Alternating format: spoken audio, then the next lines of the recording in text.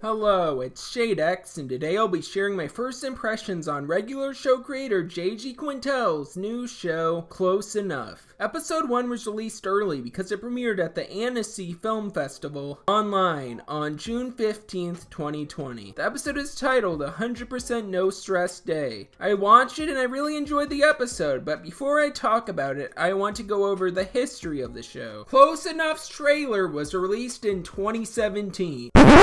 2017. I really loved what was in the trailer. From what I could gather from the few clips in the trailer, it seemed to be a regular show, but for an adult audience. The show seemed to have the same humor that the precursor had. However, the show would be vastly different, as rather than focusing on two slacker anthropomorphic animals who work at a park, the show would instead focus on a married couple with a daughter and their two roommates living together in an apartment. When I watched the trailer for Close Enough, I was excited. It's crazy that 3 years passed after that trailer came out. PBS planned on having their own adult animation block back then. However, after the Louis C.K. controversy, the cartoon The Cops got shelved forever, and the TBS animation block ended up not happening. Sure, a few of the shows did air on TBS, but the block was never fully realized. Tarantula ran for one season in 2017, and then it got canceled. Final Space premiered in 2018. It was successful, but once season 2 was out, it moved to Adult Swim in 2019. I assumed Close Enough would make the move to Adult Swim, but I was wrong. It wasn't until 2 years after the trailer was released, on October 29th, 2019, that it was revealed that Close Enough would be on HBO Max. I was happy with this news, just like J.G. Quintel, who appeared to be just as surprised as the fans after Close Enough was shown as one of the HBO Max originals on the website before it came out. While I was a bit bummed out that it wouldn't air on Adult Swim and that I would possibly have to pay for another streaming service, I was just happy the show would see the light of day after being shelved for so long. Now it's 2020 and one episode of the show has finally been released. The show will officially premiere July 9th, 2020, where I assume all the episodes of season 1 will be released. This review will be spoiler free. I just want to give some first impressions on the show. First,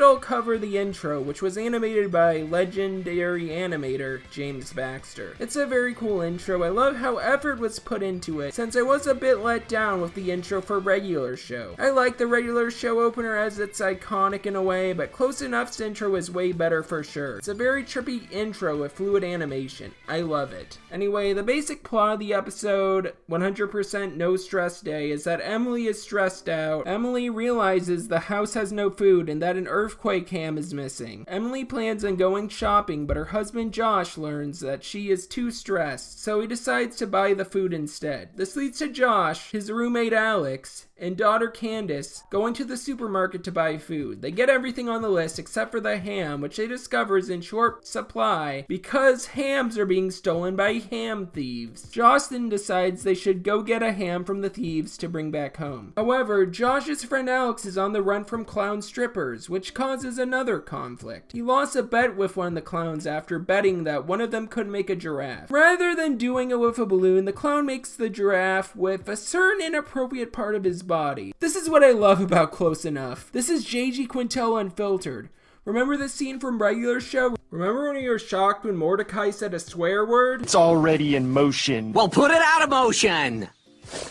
You pissed me off. Well, now J.G. Quintel can do things like this a lot more, but with less limitations, as Close Enough isn't a kid's show. Anyway, the A-plot is very absurd. I love both antagonists in this episode. The stripper clowns and the ham thieves are hilarious. Also, I really like Candace in this episode. She may be a kid, but she's quite intelligent. I'm glad this show has a kid who can talk instead of a silent baby. The A-plot was my favorite one in this episode. The B-plot is decent as well, as it focuses on Emily trying to unwind with her roommate Bridget. They smoke weed together. Unlike regular show, Close Enough can show the characters using drugs, while the Cartoon Network show could hint at it with Mississippi Queen being a great example. The B plot is decent. Emily and Bridget are decent characters. It was cool seeing both characters go on their own adventures, but I'm looking forward to seeing episodes with all 5 characters, Josh, Emily, Alex, and Bridget, and Candace, going on adventures together. This seems to be the case, as there are many clips of them together in the announcement trailer. Anyway, I'm hyped about Close Enough. I recommend that you get HBO Max if you want to to support this show. You may not even have to pay for HBO Max, as if you have AT&T or are already subscribed to regular HBO, you might get it for free. I am so happy the show is nearly out.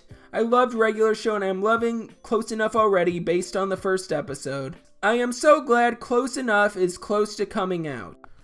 Before I finish this video, I want to plug my social media and shout out a few people. Follow my Twitter as I shitpost there and also post updates on videos. Follow my Instagram as I occasionally post art there. Also join my Discord. I want to be active. It's dead right now. Please join it. Now, I'd like to shout out two of my friends who have helped me out a lot lately. First, I'd like to shout out Manuel, who drew these cool character stills.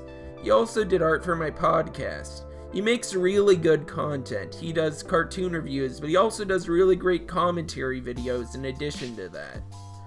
Next, I want to shout out Geek Toons, who helped by making this rad thumbnail. He is one of the most hardworking cartoon reviewer YouTubers I know. He cranks out video after video. His most recent video is a well put together one that takes a look at lesser known cartoon reviewers. I was mentioned in it, so go check it out. Anyway, this has been ShadeX, and I hope you feel nothing but good vibes.